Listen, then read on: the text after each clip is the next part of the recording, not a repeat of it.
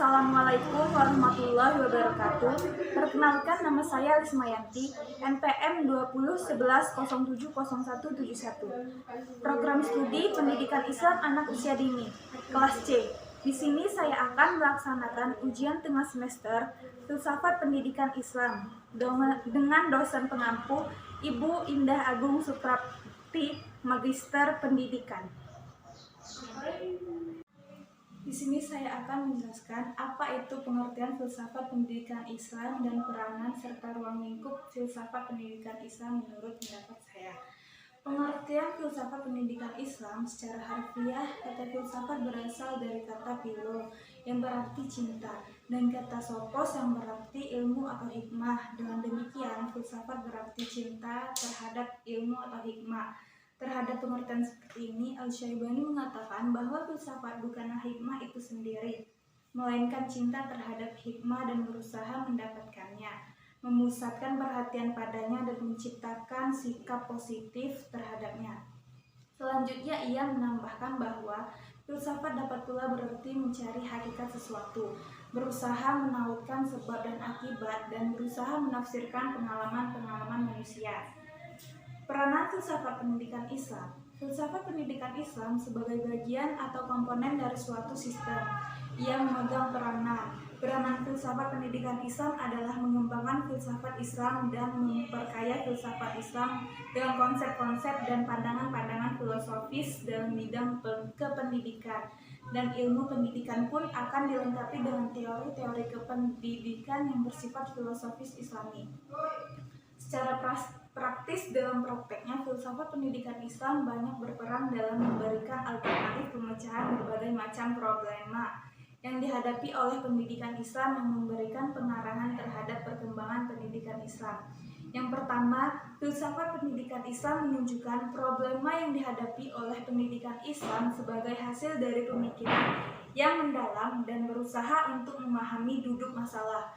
Dengan analisa filsafat, maka filsafat pendidikan Islam bisa menunjukkan alternatif pemecahan masalah. Dengan proses seleksi, maka dilaksanakan alternatif tersebut dalam praktek pendidikan. Yang kedua, filsafat pendidikan Islam memberikan pandangan tertentu tentang manusia.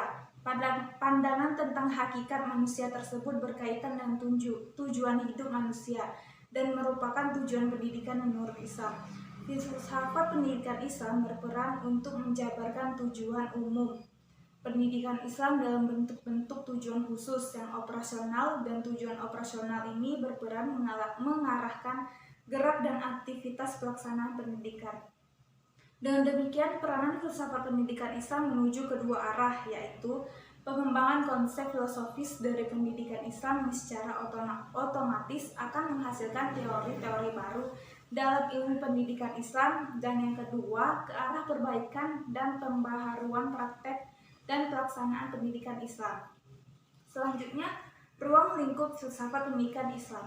Penjelasan mengenai ruang lingkup ini mengandung indikasi bahwa filsafat pendidikan Islam telah diakui sebagai sebuah disiplin ilmu.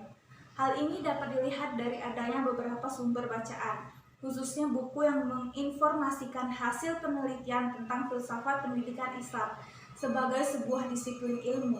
Mau tidak mau, filsafat pendidikan Islam harus menunjukkan dengan jelas mengenai bidang kajiannya atau cakupan pembahasannya. Muzain Arifin menyatakan bahwa mempelajari filsafat pendidikan Islam berarti memasuki arena pemikiran yang mendasar, sistematik, logis, dan menyeluruh tentang pendidikan yang tidak hanya dilatar belakangi oleh pengetahuan agama Islam saja, melainkan menuntut kita untuk mempelajari ilmu-ilmu lain yang relevan. Pendapat ini memberi petunjuk bahwa ruang lingkup filsafat pendidikan Islam adalah masalah-masalah yang terdapat dalam kegiatan pendidikan seperti masalah tujuan pendidikan, masalah guru, kurikulum, metode, dan lingkungan. Berikutnya saya akan menjelaskan 3 contoh kurikulum yang saya ketahui beserta pengertian, tujuan, dan komponen-komponennya. Kurikulum adalah perangkat mata pelajaran dan program pendidikan yang diberikan oleh suatu lembaga penyelenggara pendidikan yang berisi rancangan pelajaran yang akan diberikan kepada peserta pelajaran dalam satu periode jenjang pendidikan. Penyusunan perangkat mata pelajaran ini disesuaikan dengan keadaan dan kemampuan setiap jenjang pendidikan dalam penyelenggaraan pendidikan tersebut, serta kebutuhan lapangan kerja. Lama waktu dalam satu kurikulum biasanya disesuaikan dengan maksud dan tujuan dari sistem pendidikan yang dilaksanakan. Kurikulum ini dimaksudkan untuk dapat mengarahkan pendidikan menuju ke arah dan yang dimaksudkan dalam kegiatan pembelajaran secara menyeluruh. Tujuan kurikulum. Kurikulum dapat dibuat dengan tujuan menjadikannya alat pendidikan untuk menghasilkan siswa yang berintegrasi. Kurikulum juga membuat siswa mengerti sistem pendidikan yang diterapkan sehingga siswa dapat memutuskan pendidikan yang ingin ia jenjang selanjutnya. Dibuatnya kurikulum bertujuan memeratakan pendidikan dalam suatu negara, membimbing serta mendidik siswa agar menjadi pribadi yang cerdas, berpengetahuan tinggi, kreatif, inovatif, bertanggung jawab, dan siap masuk dalam kehidupan bermasyarakat. Selanjutnya komponen kurikulum. Sumanto, Westi, dan Sutopo dalam buku berjudul Kepemimpinan dalam Pendidikan menyebutkan bahwa kurikulum terdiri dari 4 komponen, yaitu 1. Objektif, tujuan. Komponen pertama dalam kurikulum adalah tujuan. Tujuan yang dimaksud adalah tujuan pendidikan yang tertulis dalam konstitusi, yaitu Undang-Undang Nomor 20 Tahun 2003 tentang Sistem Pendidikan Nasional Bab 2 Pasal 3, yaitu A. Knowledge materi. Materi kurikulum adalah bahan pengajaran yang terkandung dalam kurikulum.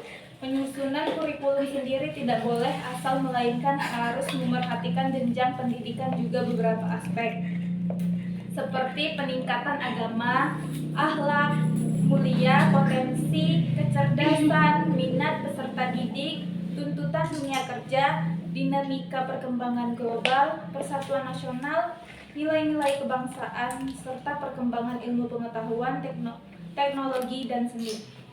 B. School Learning Experience, interaksi belajar mengajar di sekolah. Interaksi belajar dan mengajar di sekolah antara siswa juga guru menunjang keberhasilan kurikulum. Sistem pengajaran, penyampaian materi, keberadaan praktikum, bimbingan, serta penyuluhan dibutuhkan untuk membantu siswa sesuai dengan tujuan pendidikan nasional. C. Evaluation, penilaian. Komponen terakhir dari kurikulum adalah penilaian. Penilaian dibutuhkan sebagai gambaran ketercapaian tujuan, juga keefektifan penerapan suatu kurikulum ke lingkungan pendidikan. Dengan adanya penilaian, kurikulum bisa dikembangkan untuk mendapat sistem pengajaran yang lebih baik. Selanjutnya saya akan menjelaskan tentang kurikulum. Pertama, kurikulum tingkat satuan pendidikan atau KTSP atau kurikulum 2006 adalah sebuah kurikulum operasional pendidikan yang disusun oleh dan dilaksanakan di masing-masing satuan pendidikan di Indonesia. KTSP secara yuridis diamanatkan oleh Undang-Undang Nomor 20 Tahun 2003 tentang Sistem Pendidikan Nasional dan Peraturan Pemerintah Republik Indonesia Nomor 19 Tahun 2005 tentang Standar Nasional Pendidikan. Penyusunan KTSP oleh sekolah dimulai tahun ajaran 2007 atau 2008 dan mengapa pada standar isi dan standar kompetensi lulusan untuk pendidikan dasar dan menengah sebagaimana yang diterbitkan melalui Peraturan Menteri Pendidikan Nasional masing-masing nomor 22 tahun 2006 dan nomor 23 tahun 2006 serta panduan oleh Badan Standar Nasional Pendidikan atau BSNP. Yang kedua yaitu kurikulum terpadu. Dalam kurikulum terpadu atau terintegrasi, batas-batas di antara mata pelajaran sudah tidak terlihat sama sekali karena semua mata pelajaran sudah dirumuskan dalam bentuk masalah atau unit. Ciri-ciri kurikulum terintegrasi antara lain berdasarkan filsafat pendidikan demokrasi, berdasarkan psikologi belajar Gestalt dan organismik, berdasarkan landasan sosiologis dan sosiokultural, berdasarkan kebutuhan, minat, dan tingkat perkembangan atau pertumbuhan siswa. Bentuk kurikulum ini tidak hanya ditunjang oleh semua mata pelajaran atau bidang studi yang ada, tetapi lebih luas, Bahkan mata pelajaran baru dapat saja muncul dan dimanfaatkan guna pemecahan masalah. Sistem pencapaian menggunakan sistem pengajaran unit, baik pengalaman atau pelajaran. Peran guru sama aktifnya dengan peran murid, guru selaku pembimbing. Yang ketiga, kurikulum berbasis kompetensi atau KBK atau kurikulum 2004 adalah kurikulum dalam dunia pendidikan di Indonesia yang mulai diterapkan sejak tahun 2004. Walau sudah ada sekolah yang mulai menggunakan kurikulum ini sejak sebelum diterapkannya, secara materi sebenarnya kurikulum ini tak berbeda dari kurikulum 1994. Perbedaannya hanya pada cara para murid belajar di kelas. Dalam kurikulum terdahulu, para murid dikondisikan dengan sistem catur wulan. Sedangkan dalam kurikulum baru ini, para siswa dikondisikan dalam sistem semester. Dahulu pun, para murid hanya belajar pada isi materi pelajaran belaka, yaitu menerima materi dari guru saja. Dalam kurikulum 2004 ini, para murid dituntut aktif mengembangkan keterampilan untuk menerapkan iptek tanpa meninggalkan kerjasama dan solidaritas. Meski sesungguhnya antar siswa saling berkompetisi, jadi di sini guru hanya bertindak sebagai fasilitator. Tetapi meski begitu, pendidikan yang ada ialah pendidikan untuk semua. Dalam kegiatan di kelas, para siswa bukan lagi objek tetapi subjek, dan setiap kegiatan siswa ada nilainya.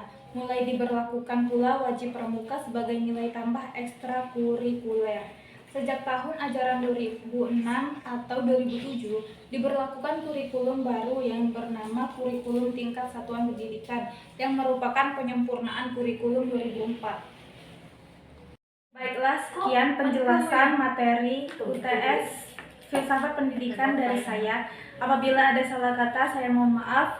Wassalamualaikum warahmatullahi wabarakatuh.